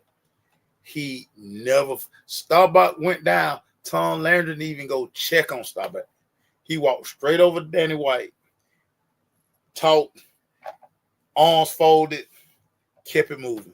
He was the coolest coach. I will never, ever in life forget that. And I always – when I became a coach, I was like, I want to have the demeanor of Tom Landry. You know, Tom was cool. Tom swag. That swag. Wanted the demeanor. Tom Landry, never nervous. He always had a plan, and he worked. Tom Landry, hands down, football for me, hands down. NFL was always the first quarterback, the first coach. Was that I was like, yo, I want to play for him. Was Bill Cowher, dog. Bill Cowher was the first NFL coach that I fell in love. Like, yo, this is my guy. The way Cowher was intense, the way he was, he related to his play. He was young, and he had that, like, you know what, we're going to go for it or whatever, or we're going to do the onside. What he was just that dude. To my favorite, one of my favorite play, my favorite play of not Tom Landry, but Bill Cowher. I don't know if you remember. It was a Monday night game. They were playing the Jacksonville Jaguars, and they was kicking a game-winning field goal, and the field goal got blocked. And Mason, I don't know if you remember. You remember when the field goal got blocked, and the Jaguar dude picked up the ball, started running towards the sideline, And look, Bill Cowher did like he was gonna hit him, bruh. That right there, yo. I was already a fan of him when he did that. Yeah, I was done. That was my dog. When he did that, yeah, but Bill Cowher was my guy, man. He had a because I never. Matter of fact, I don't think you tell me. I don't think we seen a guy with that type of energy in the NFL before he became coach. nah. Mm-mm. You know, he was so youthful, and he was so unlike a normal coach. Yeah. Then the fact that he came in after I'm looking dead at him. Yeah, Coach, Chuck no, yeah, he was a different coach. Most coaches was older, you know, but yeah, he was my favorite. He was my favorite coach back then. Yeah, NBA. I mean, and it might be biased, but of course, Phil, because Phil was so cool. yeah, You know, Phil, especially in the 96, that 96 year, you know, when Jordan came back, you ain't never see Phil get up yelling. Phil was just sitting with his legs crossed, yeah. sporting a beard. You know what I'm saying? Like, what coach you knew had a beard, like sporting a beard, whatever. And yeah, he was my. But after him, I would say, man, that's a good question. Who else in the NBA that I was like? Y'all gonna be Don Nelson. Don Nelson. Y'all gonna be shocked by my basketball announcer. Who? And it's not. I think for me, basketball wise, whether it's pro, college, whoever, Bobby Knight. Oh wow! Let me tell you something. I would have loved to play for Bobby Knight. I think one of the biggest problems that we have in sports, nobody holds these kids accountable. Right. So Bobby Knight's coaching style reminded me of my dad, reminded me of all my uncles. Mm-hmm. Nothing was easy. Nothing. I remember like the first time a coach being nice to me, and I like, no, yeah. I need you to yell at me. Right. I need to be yelled at because I've been yelled at my entire life. Right. Like if you know that give him an inch, you take a give me an inch, I'm taking a mile. Mm-hmm. I'm like, okay, so yeah, so he liked me. Okay, let me see how much murder I can get away with, because I was only used to getting yelled at, getting thrown stuff being thrown at you. Like that's how you get coached. Like so, the way Bobby Knight, and he got results. I always loved how Isaiah Thomas talked about how Bobby Knight made him a better player. Mm-hmm. Michael Jordan talked about how when they won the Olympic team, how Bobby Knight was like the only coach that would yell at him, and he'd just be like, Jordan, I don't want to hear that, Jordan. You want to impress me? Go play defense. Mm-hmm. Jordan credits Bobby Knight for him becoming the defensive basketball player that he was. Mm-hmm. Bobby Knight, when I was telling him, I don't care about your offense. You want to impress me? Yeah. Go shut down somebody. Right. Hey, you supposed to be able to score. Can you stop somebody from scoring? Right. That Bobby Knight always like my favorite basketball coach. Love Bobby Knight. I never disliked Knight. I liked him. Because like you said, he was that he gave you that father presence type. So you respected him. Yeah, wasn't that easy. My favorite coach is probably, you would think I would say this. I mean, but it just was. I was always drawn to Coach Thompson, Georgetown. Oh man. So he had the father figure. He had your back. When he said it, you was gonna do it. If he called your name, you was hurting. Yeah, he was. Yeah, had a towel on. The story of him going to get AI. Oh yeah, to hear Ann Iverson tell that story. Yeah, bro. Gets me every time. And the year the Sweet 16 was here like one of the last years that he probably When worked. we talked to him, yeah. We got to sit down at the table. John Thompson, Chris Webber. Yeah. And we were all just sitting there, no cameras, no, just to hear big. First of all, I didn't realize he was that goddamn big. Yeah, that's a big joker. Yeah, I didn't know he was a huge joker. Yeah. But you would hear him, and he was talking basketball, he was talking life at the same time too. But the most vivid image I have of that, how Chris Webber was hanging on that every word John Thompson was saying. I'm just sitting there like, I can't believe we just sitting here, just having just casual, random conversation.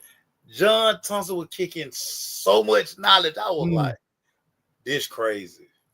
Yeah, this crazy. I remember when I first saw him, I was like, I walked up to him. I was like, hey, because I'm walking around, you know, so I'm shaking everybody's hand. Like I was like, Coach Thompson. I was like, bro, and I told him I came to Fanboys, and you know how I get. I called him Cole. I didn't call him Mister. I usually, when I respect you, I call you Mister. Only reason I call him Mister because he coached. So it was like, I said, hey, Coach Thompson, hey, how's it going? So he's like, hey, how you doing? I said, man, I just got to say, Coach, you don't know how you really inspired me, even at home as a little boy. I was like, to see you, a black man coaching, and the way you took that responsibility and the way you preached and taught life into these young guys. I said, to me, as a little kid, I honor that. My father would talk about justice. So, man, it's just an honor to see you. And he was like, oh, man, don't make me cry. He's like, man, this is an honor somebody recognized me. I was like, what? Like, do what you do? He was on TV every Saturday. Right, for you. Every Saturday. Yeah. The funniest thing I ever heard him say that they would do, it was right around when Iverson was, Iverson kept talking about some, I just love Georgetown. I don't know if I'm a league. So they asked John Thompson. They was in like a little press conference. They were like, John, you talked to Allen. Is Allen coming back? He said, well, judging by the damn Mercedes he riding around here in, I think he gone.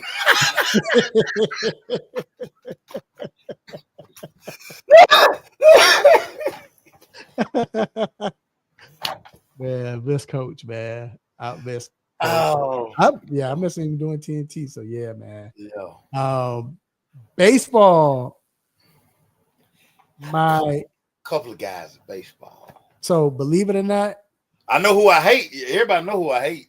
Who? Bobby Cox. Oh yeah. I ain't like Bobby Cox either. I hate Bobby Cox. Trash. My favorite manager.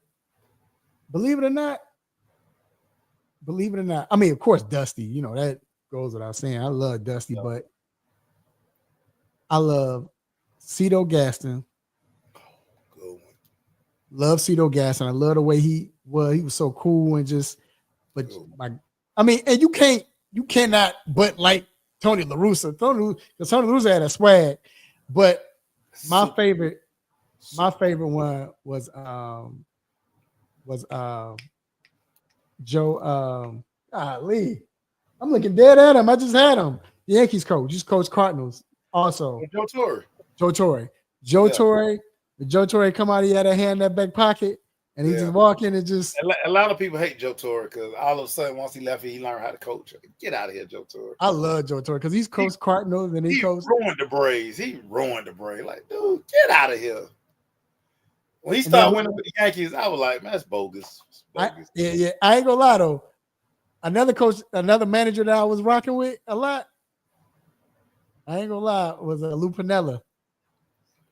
I like Lou. Lou Piniella was that dude, but Joe Torre. I mean, Joe.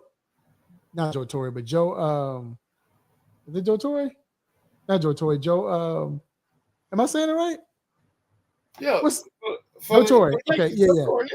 Joe Torre. Yeah, Joe Torre, and I'm thinking of Guy Torre. That's why I was like, am I saying it right? But yeah, but Joe Torre and Cito. Like I said, Dusty I think Dusty was everybody's favorite manager at one point. Dusty like Yeah, right. So that's what I say. He don't count. Yeah, but he like Joe yeah. Torre and Cito Gasson, man, is who I used to rock with. My guy was Jim Leyland. Oh, what? Love Jim Leyland. Hated it. I just hated. I just hated the college, so I couldn't. He would just see. He was always one of those guys who just he knew what buttons to push. Right. He always knew when to make that change. Right. When to go to the mound, switch. Desert. Not designate hit, but pinch hit. It's like he up on that step, got the one leg up, messing with his head a little bit. He just looking around. He ain't really talk to no too many folks in the dugout. Just like, yeah, it's time. He make that walk to the mound, and then you know how he handled Barry. Right. Birthdays and man, when he went to out to San Francisco, I just love me some Jim Leyland, man. That was my guy. Hope before we switch to baseball, who is a college football coach? For me, what? It was it was either. I mean, that's because I don't think it was him because I just like Nebraska. I like Tom Osborne because I like Nebraska, but hated Tom Osborne. Hated it. I hated Florida State, but I rock with Bobby. My guy, without a doubt, Barry Switzer. Really? Because I thought I was Jamel Holloway. I hated Oklahoma, dog. I thought I was Jamel Holloway forever. I hated Oklahoma. So and the quarterbacks got fur coats on. Barry let his guys be guys. Right. Let those guys be guys. I hated him when he came to Dallas. But at Oklahoma, the fact he could get kids from California to come to, I don't know if people ever been to Norman, Oklahoma. It has nothing to do with Norman, Oklahoma. Right.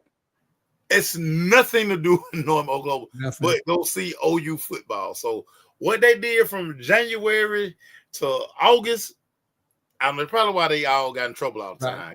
Wasn't nothing to do. It wasn't nothing to do. I think. Oh, go ahead. No. I said Barry Swiss was my guy, and my other dude, Lou Holtz, because I thought I was Tony Rice. So Jamel Holloway and Tony Rice. So I was like, man, Lou. And then Lou Holtz was the talk out both sides of his neck. In the public, he telling out, man, we sorry. Man, I hope we get the first down. But he probably telling me, man, we gonna whoop they. Yeah. I guess I could go with another old school with Jimmy Johnson. I was a big Jimmy Johnson. Hated Miami. I love Miami, and I love Jimmy Johnson, the way he coached that team and how he was, and was not a U fan. Huh? Was not a U fan. Now, I could say Jimmy Johnson. The funny thing is, as much of as a Big Ten fan I was, nobody in the Big Ten I like. And I definitely like Pete Carroll at USC, even though I hated USC. I love Pete Carroll. I mean, how can you not like Pete Carroll? You know what I'm saying? Even in the NFL. Pete was Pete was but in the NFL still, like I said, Cowers is my favorite of all time, like just being, but Tomlin is my guy. I love Tomlin. So Tomlin is my dude. He makes me mad because he don't make adjustments, but Tomlin is that coach. Favorite line when he told the running back who was the running back then? The year they won, Parker. Remember Fast Parker? Oh yeah, Willie Parker. Yeah, Fast Willie Parker, and Willie Parker was like upset because he was like he didn't like where it was going as far as throwing the ball, and because they throwing the ball a lot. And I remember he told Willie Parker, he said, "Look, when you come in the facility, and you walk past the trophy case, you don't see Russian titles in that trophy case. You see championships. you see the Lombardi Trophy. Dog, when he said that, what? What can you say to that? Yeah. What can you say to that? Yeah. But going with another manager I think you despise and you don't like, going with Brian Snicker. You think what these Braves are doing now, 24-24, bats are cold. But do you see them going? Where do you see them going once the bats get hot? Like I keep telling you, I'm not judging them till number 13 get back. Okay. Once I get 13 back, I get an implemented lineup. I think he's just gonna give them a shot in the arm. He's gonna help the pitching. You know, he's gonna definitely help the lineup. I think they need him because they depend on his energy so much. I think guys pitch better when he's in there because guys know, hell, we're gonna get some runs. Yeah, he good for 2 or 3 runs by himself. Yep. I think he's gonna energize Mike Harris. Of course, he's gonna energize his boy. It's just something about when he's in the lineup. It actually, he makes Schnitt look a little smarter too. So, I like that. The pitching is so bad in Atlanta. Mm-hmm. Our pitching staff is bad. Mm. I mean, we got our nights, but I mean, they pros. But for the most part, our middle relief, like if our starter don't have it and we got to get into that middle relief, and then of course our closer, I mean, she like shaking the dice. Right. And going back to the hitting, like you said, not even with just being in the lineup, but the Braves are not even having fun, man. When they getting hits and all that, you don't see that when remember Acuna get a hit and he pointing and he having fun, they let or he in the dugout. You don't see that. You're not seeing that, and I think that's a big thing right there. Like they not having fun at all. So I'm with you on that, dog. I'm with you with that. I believe they will get to the point where they're gonna go on like a 6-game winning streak once Acuna get there, 6-7 game winning streak.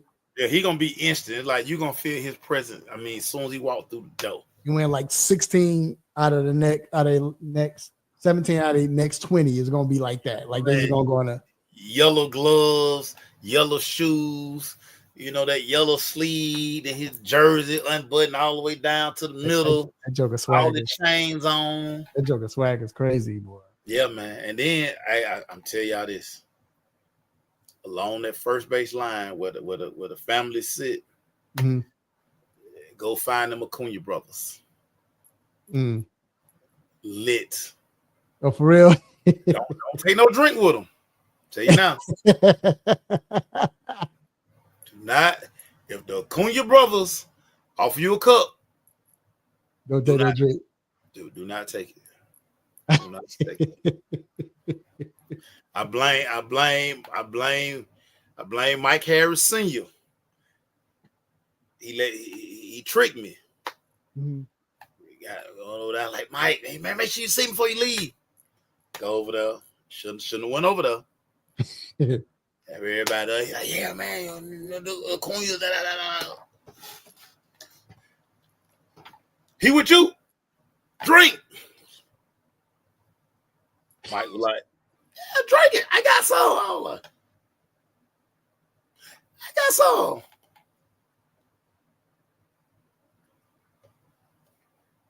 I drink again. Went back to my seat.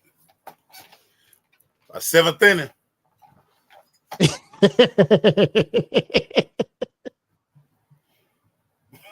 My brother William was like, whatever you drinking, I don't want none of that. I said, bro, if we at a game, if Mike Harris called me, shut the phone off. Never answer your phone call again, big city. Never. Oh, that's funny. Yeah. The Acunas, drankers. That's funny, dog. Drankers. That's funny. I don't know how they would. We know how to get the tequila in, but whatever they drinking, you don't want. Yeah. You already know how to get there. You don't want none of that. Hey, so who you Who is it? Any team now? We talked about like the second week of the season. Anybody you surprised at right now? Honestly, dude, I thought the Dodgers would be better. Mm-hmm. I just, some reason I just felt like, and maybe they're bored. Right. Maybe they're bored. I thought the Dodgers would be better. Man, the Red Sox. Yeah. Boston Red Sox. Like, man, what happened? Yeah. What I don't know. happened? Yeah. Honestly, You know I feel bad for real quick? The A's. Just some damn nomads, man. Just like they kind of homeless. You know, they just in us. They don't know where they gonna be. You don't know what's going on. I mean, the poor A's, man. Jesus. All they players, they think they feel like they on the trading block just because they don't know where they gonna be this year. Now they probably like, man, trade me, man. They probably like trading, but that's what I'm saying. They feel like they on the trading block. You know how them teams, you on the trading block, you don't want to get traded. Like that's how they feel because, like you said, they ain't got no home, yo. You don't know what's gonna happen with them. Man, they say we're going to Vegas, but I don't know. You got probably a few like, man, do I really want to be in Vegas every day? Right. Yeah, for real. That's crazy. And then you playing every day too. Like and it's hot and I don't know about that. Hey, I'm still, maybe you saw it. I didn't see Detroit being like they are, dog. They got the best record in the league, in the majors. I didn't see this. I didn't. I don't know about you, mates, but I didn't see it, dog. I didn't. But it's always something about Detroit baseball. Fast starts, great finishes, and then just something happened to them in September. Mm-hmm. But during this time of year, you know, they kind of always in the conversation, in the mix. Right. And that's what I'm saying. They're usually in a conversation, but not like this. Yeah, but and I think if you was asking anybody from Detroit, anybody in the 313, they'd be like, man, y'all balling. Yeah, your beam look like, yeah, all right, yeah. Holla at me in September. Holla at me in September.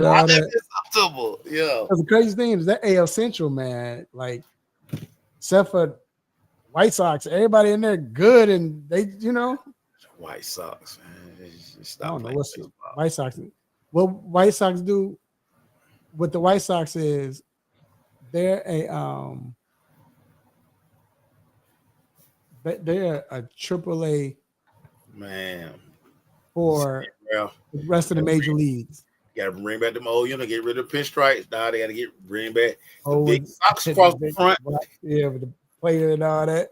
They gotta bring with the big ugly number on the pants. They gotta bring their uniform back. Because it's like, I don't know, like they farm system, they got the best farm system. Not their farm system, but they got the best farm system for the MLB. What I mean by that is, they get all your players from. Yeah. Be like, oh, what are you doing? Why you keep giving them? Just give them away. Dog, just give them away every year. It's like, that's why Reinsdorf, man, Reinsdorf got to sell. We can't stand Reinsdorf. Yeah, man, Reinsdorf ain't no good, man. He's no good, dog. He's never been a good owner for baseball anyway, for the White Sox. Like, we gotta, because he just, like I said, we got the best farm system for the major league, dog. Yeah. Every year, major teams looking like, oh, let me see what we can look, see what White Sox got. Let's see what we can get. They licking their chops, dog. Every year, dog. Every year. And you know why I said so funny, and I just thought about it, made me laugh. Why I said that about the Dodgers. As bad as the Angels are, the Angels just swept them last week, over the weekend. Angels swept the Dodgers. Like, man, what is going on? Like you said, they might be bored, man. They might be. I think they bored. I think they sitting there like, man, get us after the All-Star break. Right. Like let us get into August, September, man. Cause this right now, this ain't it. This It's hot.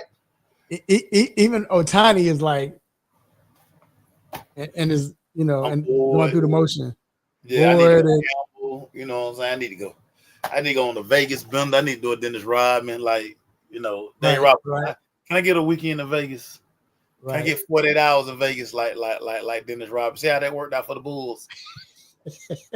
Dennis Rodman was like, bro, hey, he getting hot though, because Joker took over the lead in home runs, and now he's batting over 300. His bat ain't never gonna be no problem. His bat ain't gonna never be no problem. Because I know at first he wasn't the same Otani, but he didn't got it going. But this dude Aaron Judge, man, 401. This has he hadn't won Triple Crown before, has he? I think this might be the year, Mace. Could be. This could be the year that he, and if he don't get it, it's because he's gonna fall short in home runs. But this could be the year, because right now, even if he go through a major drop, the closest to him right now, well, Freeman batting 371, but a drop will still have him batting in the high 300s. So I don't know, man. I don't know. Yeah, I mean, like I say, we starting to get to where baseball gonna have, they're gonna have the whole stage to themselves. Yep. To NFL training camps come, they're gonna have the whole stage to themselves. Last year they didn't because of the Olympics, and then remember WBA went on till like the September and right. About August, late July, August, whatever. So yeah, man. Well, we done reached the end once again. Another fun and great show. Man, it was fun, man. Man, why people still tag me in Dallas Cowboy stuff, y'all? I divorced the Cowboys. I got a homegirl. She keep tagging me like, I divorced the Cowboys, girl. Let me tag her on Instagram. Be like, stop tagging me in Dallas Cowboy stuff. Let them know they got to get. Hey, man, dog. If you find it in your heart, Mace, you find it in your heart, dog. And if he does, I got to get me either a Puka or a Devontae. I don't care if it's Devontae Adams, but I really want Puka. Or I can take the running back, but I got to get an LA jersey, dog. Yeah, we might have. Yeah, if you can make that happen, dog. I just want. We might have. Let nephew know. And it's so funny now. You know how we do when you've been around people, whatever. So now every time nephew play, I'm rooting for him. Yeah. Like a playoff game when he was balling. Remember you was on the air and I'm go. I'm tagging trying to hit you. Hey, nephew did this, and I'm rooting for him. Like, yeah, you know what I'm saying. Yeah, this the contract year right here. It's time to get paid. Yeah, because he showed out in that playoff game, boy. He showed out. It's time to get paid, man. That nephew got a lot of stuff working in his favor, man. Got a lot of stuff working in his favor. And like I said, Sean McVay loves Kobe. Loves Kobe. So, it's time for us to get paid. I still gotta say something to Raheem. I think I told Ra about that, about Kobe, how what he said about energy and all that. Ra was like, "Oh, that's what's up, man." Yeah, I told Ra about that. Yeah, man. Kobe love Ra, dog. That's his guy. Yeah, that's his guy. So yeah, man, it's crazy out there. Well, I know they can reach each other, whatever. But I'm gonna still, Ra want to deliver a message to Kobe and all that, just to But I know when I told him, he was like, that's my guy right there. That's what Ra was saying. That's Kobe, my guy. That's my guy right there. Yeah, dog. He loves that dude, man. Yeah, man. Look, y'all. If y'all already know what it is, man. If y'all hear this music that you about to hear now, already know what it means. It means it is time to let you go. Let you know we have a couple shout-outs. First, we give a shout out to the Almighty God, giving us platform to do what I do, say what I say, make you all upset, mad, want to give me the stop it button. God, I appreciate it. Also, I want to give a shout out to my God to the right of me, Mace. Appreciate you, dog. On the Wednesday, baby. On the Wednesday, everybody. Ralph talk about it all the time, man. Love on your people, man. Just love life. And just be a good person. I can't stress that. That's the thing. Be a good person. Yep. That's what it is, man.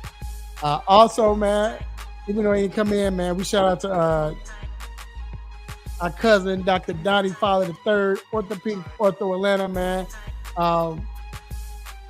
Doc had a prior engagement, whatever. He had a 10, but hey, Doc, we got you covered, man. We got you covered. Yeah, Doc. You and your Washington football team. They just kept the Washington football team. I love that, man. Yeah. Commander's cool. Commander's dope, but when they were the Washington football team, that was dope. That was dope. Fire. I ain't gonna lie. Fire. Yeah, that was fire. The football team. It was just that was fire. I'm sure he's happy the fact they're gonna be on Hard Knocks. So I know he's gonna be glad about that. Also, we had to get his take every week. Also, I want to give a shout out to everyone else who was in the chat room, man. Appreciate you, Marlon. All always, people, man. Vince, Eddie, we appreciate you, man. Danny W, appreciate you. Jacob. Also, I want to shout out to my lovely children, my nieces, nephews, uncles, aunties, cousins, brothers, sisters, grandparents, play cousins. Hey, like May said already, love on your family. Let family know that you love them. Love them while they can still feel it. Love them while they still alive. Hey, man, eat good, drink responsibly. Yo, we got NBA playoffs right now. I got to check that. I don't know what the score is. I got to check out, see what's going on. But I do know this. Everybody, deal with this tidbit. Whatever you thought, if you was a freak, you are not a freak no more. Like, cancel that. I should hear nobody talk about they're free. No more. They ain't even cut on my mom no more, dog. Nobody. Now, you seen them memes? They talking about Cassie's husband or boyfriend. You see that video with Dave Chappelle? You see that one? Hey, man. Let me tell you something. Bruh. Dude got to be the strongest man on the planet, man. Bruh, oh my God. So, yeah, from moving forward, don't nobody ever refer yourself as a freak, please, because you're not. You're clearly not. If they stay together, you're right, dog. Man, they got 3 kids. They better be kid number 3, man. That dude ain't going nowhere, man. They locked for life, dog. That Joker, that Joker is sick. That Joker is sick right now, dog. Hey, that Joker's sicker than Will Smith when Will Smith was watching that documentary with or that movie with his wife and with the movie about Tupac and you see how they was interacting. Well, Will Smith was sick watching that movie. What's wrong with you, man? I'm gonna go buy me a jet. Anyway, man, y'all eat good, drink responsibly. Until next week, same time, same show, same crazy host, same nonsense. You are not a freak. You are not a freak. When you miss me, I'm out. Peace. Oh, that's funny. What up, y'all? You know who it is, your boy Kiss. Right now, you checking out the 3-point conversion.